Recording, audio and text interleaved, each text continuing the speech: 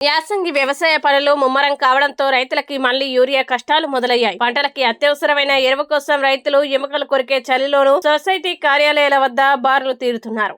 ఖమ్మం జిల్లా కొణిజర్ల మండలం కేంద్రంలోని ప్రాథమిక వ్యవసాయ సహకార సంఘం వద్ద యూరియా కోసం ఉదయం నుంచే రైతులు క్యూ కట్టారు.